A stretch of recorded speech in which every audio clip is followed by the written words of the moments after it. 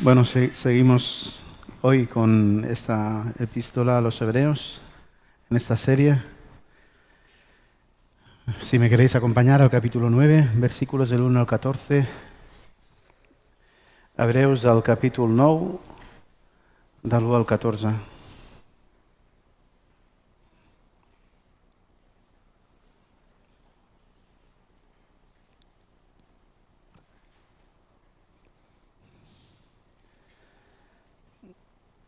Ahora bien, aún en el primer pacto tenía ordenanzas de culto y un santuario terrenal, porque el tabernáculo estaba dispuesto así. En la primera parte, llamada el lugar santo, estaban el candelabro, la mesa y los panes de la proposición. Tras el segundo velo estaba la parte del tabernáculo llamada el lugar santísimo, el cual tenía un incensario de oro y el arca del pacto, cubierta de oro por todas partes, en las que estaba una urna de oro que contenía el maná, la vara de Aarón que reverdeció y las tablas del pacto. Y sobre ella los querubines de gloria que cubrían el propiciatorio, de las cuales cosas no se puede ahora hablar en detalle.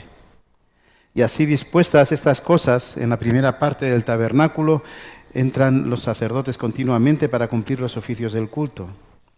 Pero en la segunda parte, solo el sumo sacerdote una vez al año, no sin sangre, la cual ofrece por sí mismo y por los pecados de ignorancia del pueblo, dando el Espíritu Santo a entender con esto que aún no se había manifestado el camino al lugar santísimo, entre tanto que la primera parte del tabernáculo estuviese en pie, lo cual es símbolo para el tiempo presente, aún el cual se presentan ofrendas, según el cual se presentan ofrendas y sacrificios que no pueden hacer perfecto en cuanto a la conciencia al que practica ese culto, ya que consiste solo de comidas y bebidas, de diversas abluciones y ordenanzas acerca de la carne, impuestas hasta el tiempo de reformar las cosas.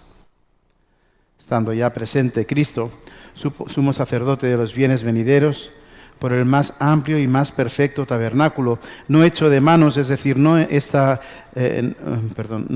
creación, y no por sangre de machos cabríos ni de becerros, sino por su propia sangre, entró una vez para siempre en el lugar santísimo, habiendo obtenido eterna redención. Porque si la sangre de los toros y de los machos cabríos y las cenizas de la becerra, rociados a los inmundos, santifican para purificación de la carne, cuánto más la sangre de Cristo, el cual mediante el Espíritu Eterno se ofreció a sí mismo sin mancha a Dios, limpiará vuestras conciencias de obras muertas para que sirváis al Dios vivo. Hasta aquí el texto. Padre, guíame en este texto y dame la fuerza que no tengo y la verdad, Señor, que solo es tuya para exponer de una forma clara y que tu pueblo siga siendo edificado. Muchas personas aquí, Señor. Estoy agradecido por esto. Te necesitamos para todo, Señor. Queremos darte gloria. Hemos entendido que estamos aquí por ti y para ti. Y queremos, Señor, ser mejores, más parecidos a Cristo. Por eso te ruego que esta palabra tuya penetre en lo más hondo y cambie las cosas desde dentro, Señor. Gracias, Padre. Amén. Bien, podríamos dividir este texto en dos partes distintas. La primera parte nos explica de una forma realmente sencilla cómo es que funciona el primer pacto mediante el tabernáculo. Y la segunda parte nos habla sobre cómo funcionamos respecto al segundo pacto. Así que tenemos dos pactos, uno antiguo y uno nuevo. El nuevo es el pacto en el que nos encontramos hoy. Hablamos pues del Antiguo Testamento y del Nuevo Testamento. Testamento significa precisamente eso, pacto. Mirad, para entender bien sobre todo esto, tenemos que comprender que el mayor problema de la humanidad es que no puede relacionarse con Dios. Esto es desde Adán y Eva, que ellos fueron los primeros en estropearlo. No importa, podía haber sido Gabriel y Ana y hubiéramos probablemente cometido el mismo pecado. No podemos siquiera desear relacionarnos con Dios porque ni siquiera le buscamos. No obstante, este Dios misericordioso, ya desde ese momento en que el hombre y la mujer pecaron, había ideado un plan precioso que tendría su cumplimiento más tarde. Estamos hablando de Adán y Eva al inicio, el cumplimiento sería más tarde, aproximadamente hará unos 2023 años. Ahí se cumplió el plan. Pero mientras no llegaba aquel día de cumplimiento, Dios estableció una forma especial y temporal mediante los hombres piadosos podían en cierta forma relacionarse con Dios. Así pues escoge a un pueblo para mostrar su presencia y ser así el Dios de aquel pueblo escogido. Hablamos del pueblo de Israel. ¿Cómo lo hace?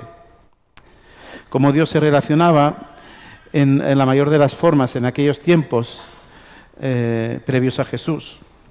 Bueno, versículos del 1 al 10 nos lo explican y por tanto también nosotros vamos a tratar de trabajar sobre esto. Así pues hoy hablamos sobre cómo Dios se relacionó con el hombre antes de Cristo. Esto en primer lugar, tendremos dos partes en esta predicación. Y en segundo lugar hablaremos sobre cómo Dios se relaciona a partir de la venida de Cristo con el hombre. ¿De acuerdo? Dos formas de relacionarnos con Dios. Hoy hablamos del nuevo y del primer pacto y también del segundo. Y empieza nuestro texto hablando del tabernáculo. ¿Recordáis lo que era el tabernáculo? Tabernáculo. Tenemos una hermana aquí que ha estado haciendo horas extras para acercarnos un poco a esta realidad. Tengo por aquí escondido.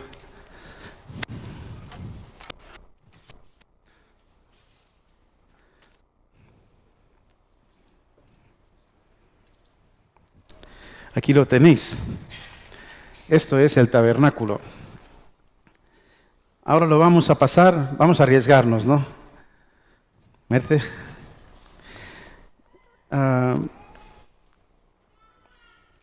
Ahora lo vamos a pasar, pero de entrada que veáis esto, bueno, ahora lo explicaré. Cuando lo miréis con mucho cuidado, ¿de acuerdo? Con mucho cariño, porque tiene que pasar aproximadamente por 100 y pico de manos. Esto se puede sacar y podemos ver qué hay en el interior, ¿de acuerdo? Si os hacéis una idea. Lo vamos pasando. Quiero que me llegue entero porque me lo quiero guardar, ¿ok?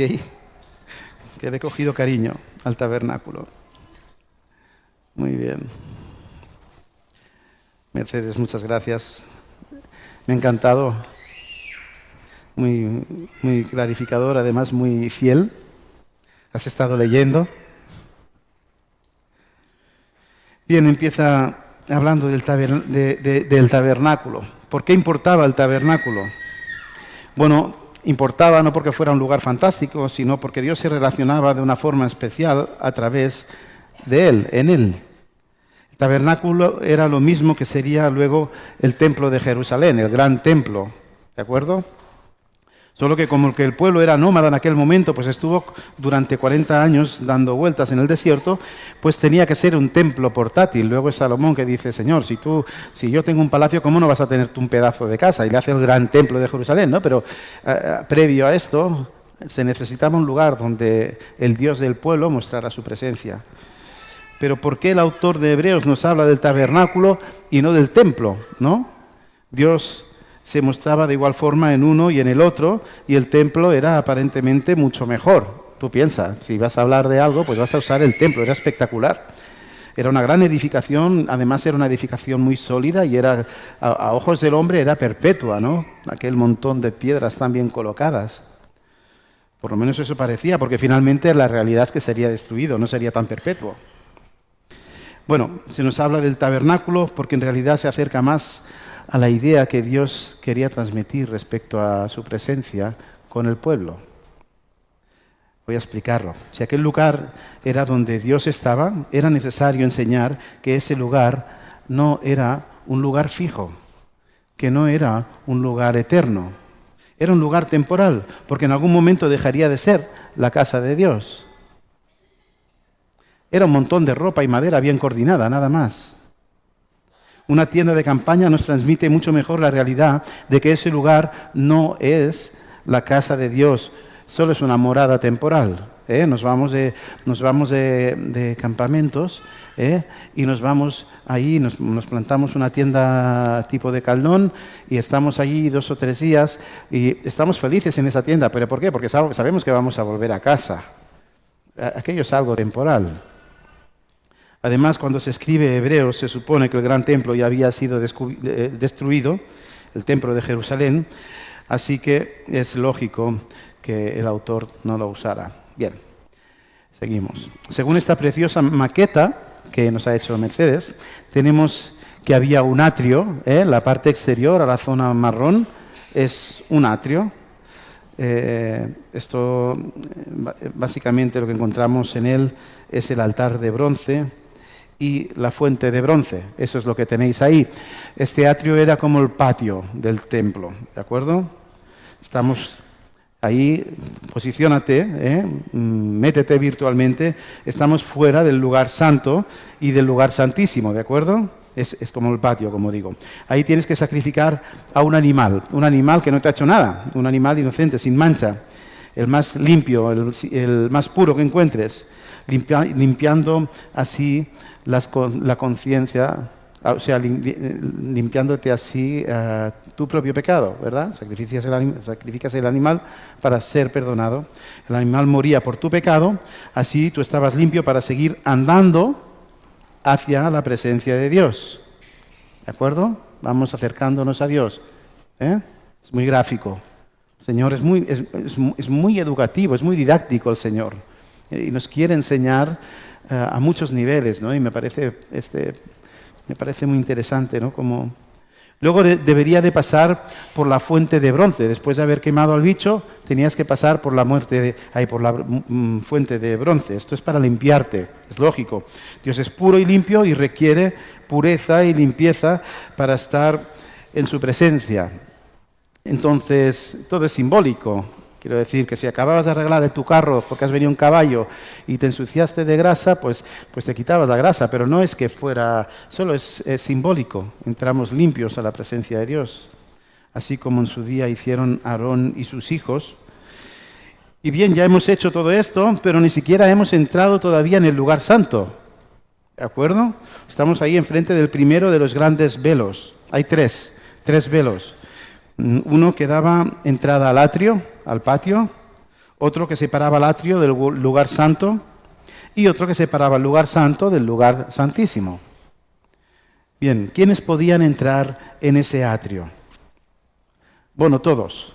Aquí todos podríamos entrar. Todo el pueblo tenía acceso a ese patio.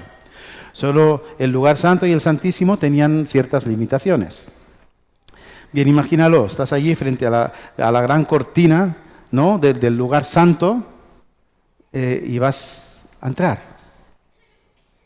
Tienes un pase de monje, ¿ok? Sabes que en el lugar que vas a pisar es un lugar muy privilegiado porque está muy cerca de la presencia de Dios. Solo te va a separar una cortina. Estás lo más cerca que puedes estar de Dios en todos los lugares de la tierra. Fuera del lugar santísimo, claro está. Estamos en el lugar santo. Además, si eres sacerdote, podrías entrar en ese lugar. Apartas esa gruesa cortina y te metes ahí en el lugar santo, metes tu cabeza y lo que encuentras son unos nuevos muebles realmente cargados de significado. Lo podéis ver en la maqueta. Hay la primera cámara y la segunda cámara. La primera es el lugar santo y ahí puedes ver, hay algunas cosas. Ahí estaban en primer lugar una mesa de acacia de 1,10. Pues mira, más o menos sería algo así. Una mesa como esta así, más o menos del mismo ancho. ¿No? Pero revestida de oro, sobre la que había 12 panes, los cuales representaban a las 12 tribus de Israel. Estos panes son cambiados semanalmente por los sacerdotes, los cuales ellos dejan los nuevos y se comen los viejos, ¿de acuerdo? Y así semana tras semana. El símbolo era el cumplimiento de Dios de aprovisionar a su pueblo de lo necesario para el hombre. Dios te va a alimentar, esto es, Dios se va a ocupar de ti, te lo ha prometido. Es una promesa, te lo está recordando. Nos habla de su suficiencia para la vida. El candelabro era una pieza fina, hecha de oro fino, tallado a mano. Pesaba más o menos 34 kilos, tenía 6 brazos, inicialmente contenía aceite de oliva que hacían arder. También llamado el menorá, Salomón sumó luego más brazos, 4, al candelabro, así que hablamos por lo menos de 10 brazos. Así, cuando veas una representación del candelabro que tiene menos de 10 brazos, es porque era anterior a Salomón. Su significado es claro. El candelabro estaba en el lugar santo para alumbrar el camino hacia la presencia de Dios. Así como Cristo es la luz y el camino, así alumbraba el candelabro. El candelabro hablaba de Cristo y de su luz. Luego seguimos y más adelante, tú estás ahí, estás en el lugar santísimo.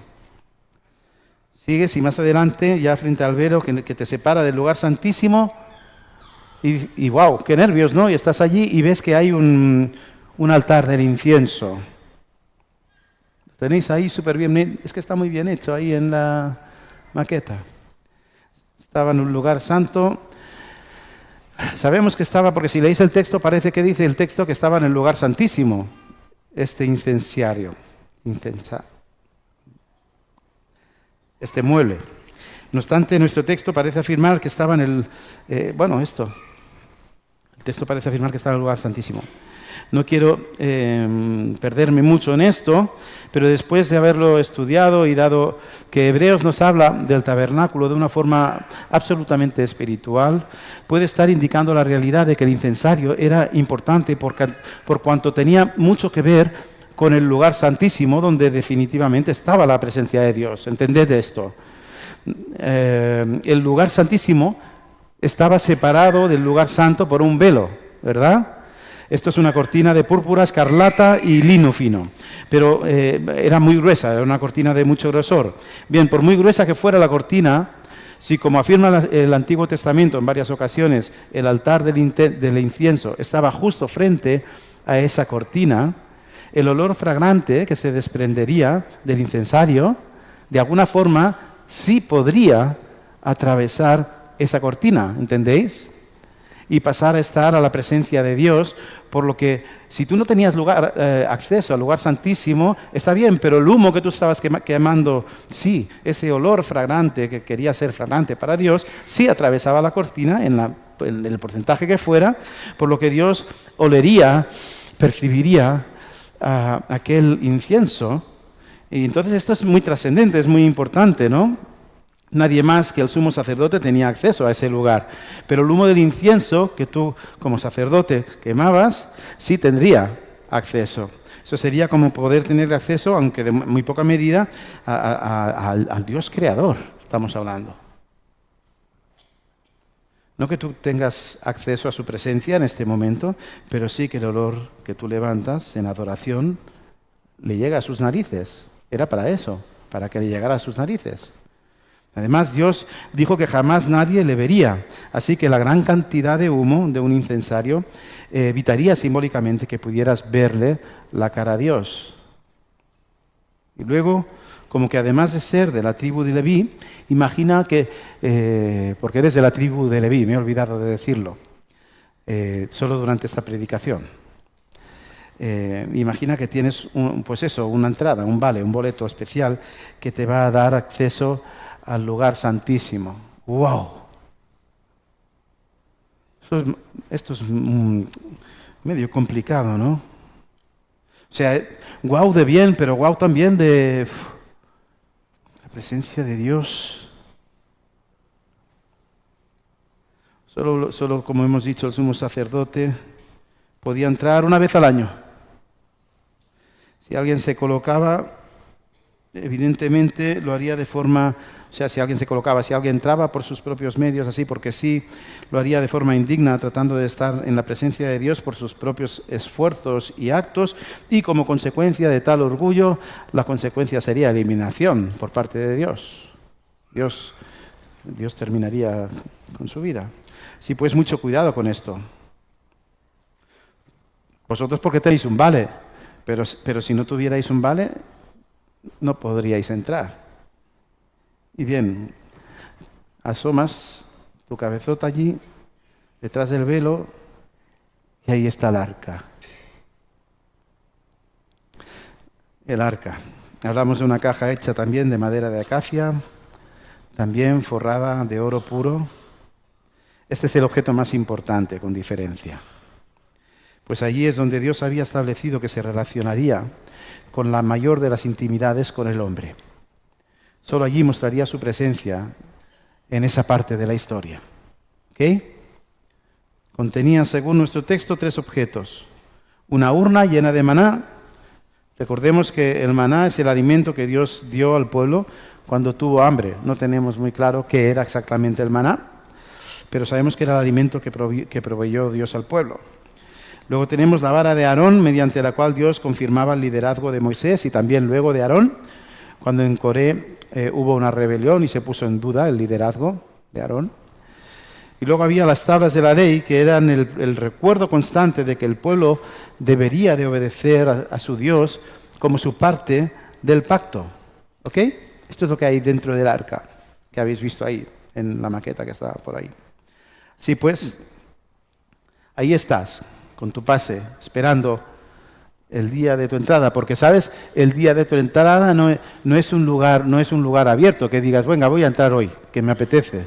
No. Y esto importaba mucho, debía ser en un día muy concreto, era el día de la expiación.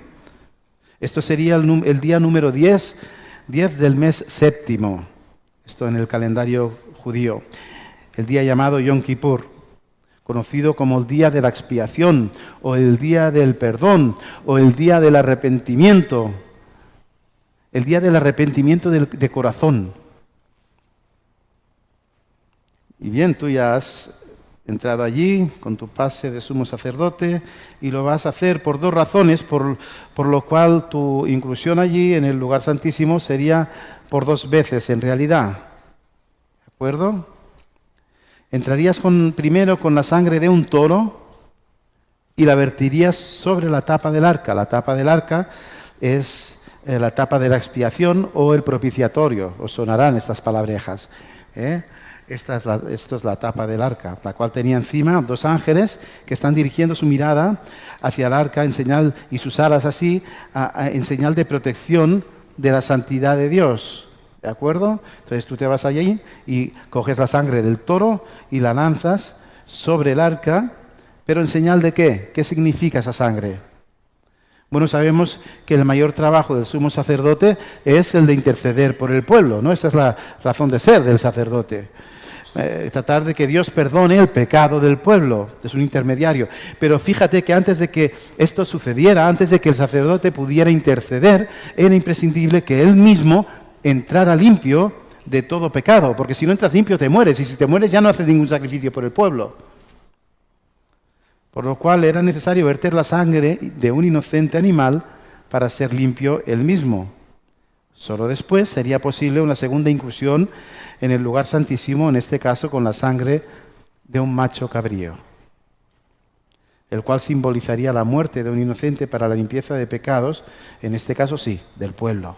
Y estamos hablando de los pecados de ignorancia, aquellos pecados que hemos cometido que no han tenido una premeditación, pecados que desconozco. Hay muchos pecados por los que debemos de pedir perdón, de los cuales ignoramos. Sabéis que la ignorancia no exime de la culpa. Esto lo dice la ley en el mundo y lo dice y el Señor ya lo decía desde siempre. Así pues, el sumo sacerdote entraba 2 veces un mismo día y lo hacía en intercesión entre Dios y los hombres. Pero ponte en el papel, imagínate la escena, mientras tú estás allí dentro, toda tu familia está allí fuera en el atrio, en el caso de que no sean monjes, de que no sean sacerdotes, y están ahí todos como expectantes, ¿no? ¿Quién sabe? Porque Dios no es Papá Noel, que todo le está bien. Puede, como muchas otras ocasiones, puede que algo salga mal, que el sacrificio no le sea agradable a Dios y que ¡pim! Ya estás, listo. O que la adoración no sea la adecuada, la que Dios ha demandado. Así que allí fuera están todos expectantes para asegurarse de que, en primer lugar, de que regresas. Pero sobre todo es que si regresas es que el sacrificio ha sido aceptado por Dios Por tanto, el pueblo ha sido perdonado por Dios. Por tanto, el pueblo ha sido bendecido por Dios. ¿Entiendes la trascendencia de esto? Así como que nuestro texto de hoy traza un paralelismo tan claro entre el antiguo y el nuevo pacto, ahora hemos de ir al segundo y a nuestro último punto de la predicación, y espero experimentemos, aprendiendo de la gracia de un Dios que por su misericordia decide hacer Él mismo lo que nosotros deberíamos haber hecho, recibir lo que nosotros merecíamos, llegando a tener que mandar a su precioso Hijo a morir para que hoy el tabernáculo haya quedado obsoleto, como un mero recuerdo, como lo que va a quedar en mi casa ahí guardado en un lugar, sin más trascendencia, cuando ha sido eclipsado por una realidad eternamente más alta.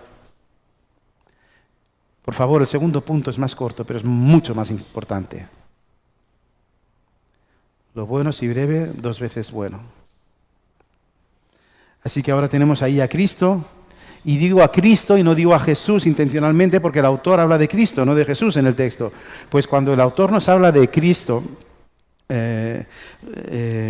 cuando el autor nos habla de Jesús, él está haciendo referencia, Jesús es Dios y es hombre, ¿verdad? Cuando habla de Jesús está haciendo referencia al hombre, ¿de acuerdo? Cuando habla de Cristo está haciendo más referencia al Dios, ¿vale?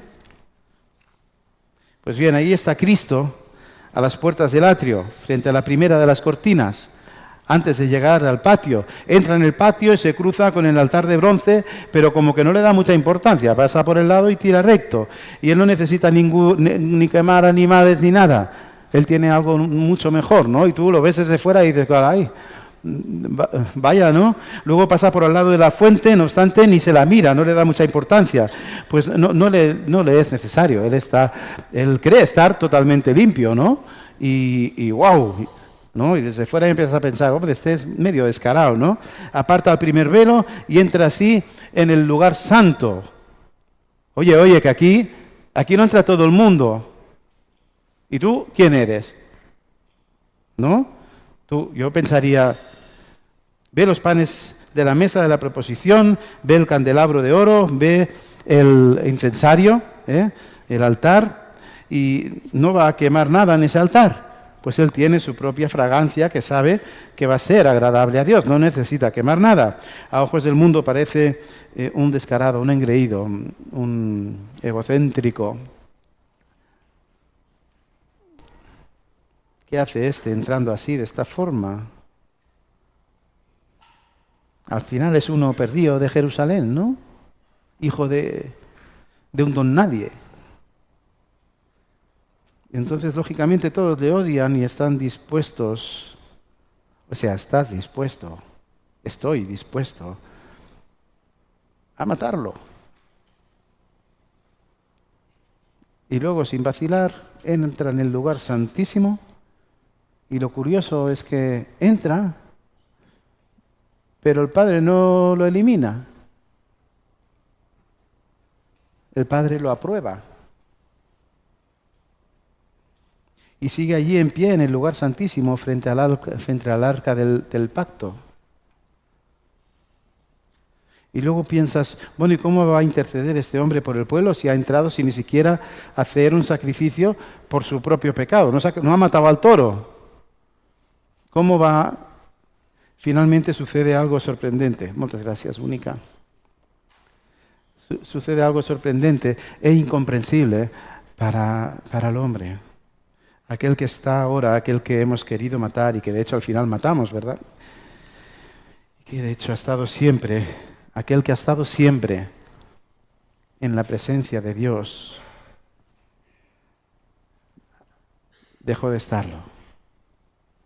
Aquel que es Dios, que es uno en Dios Padre, uno en Dios Espíritu, aquel decide cargar con tus escorias, con las mías, y separarse del Padre. Y ahí clama, Señor,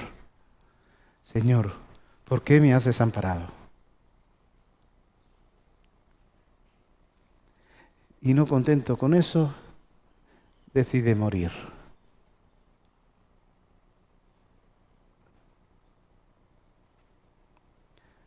Él es quien por propia voluntad y en obediencia al Padre vierte su propia sangre. Él llevaba su sangre. Él llevaba su propio sacrificio. Él era el sacrificio. Él se estaba entregando por aquellos que queríamos matarle. Iba a hacerlo de una vez por todas.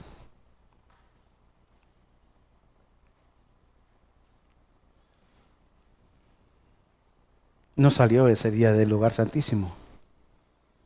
Tardó 3 días. Bueno, no pasa nada. Pero salió. Porque resucitó. De ser pecador debería de haber entrado con la sangre de un toro y de haber meditado en el perdón de pecados del pueblo. Debería haber entrado con la sangre debería haber entrado con la sangre de una cabra, un macho. Pero lejos de hacer esto, lo que hace es consumar aquello hacia lo que todo apuntaba ya desde Adán y Eva. Todo apuntaba hacia este punto, en la cruz. Antes de Cristo hacían toda esta ceremonia para limpiar la carne. Era una limpieza exterior, superficial, pero ahora el texto nos habla de ser limpios desde dentro, desde nuestras conciencias. Ya ni tu propia conciencia te acusa porque has sido hecho limpio, pero esta vez de verdad. Y llegado a este punto, tienes que pararte. Esto es muy gordo. Si esto es así, esto es muy gordo. Es muy importante este hecho. Tienes que meditar en esto. Acuérdate en casa. Tienes que tomar unos segundos porque esto es demasiado gordo para no interiorizarlo.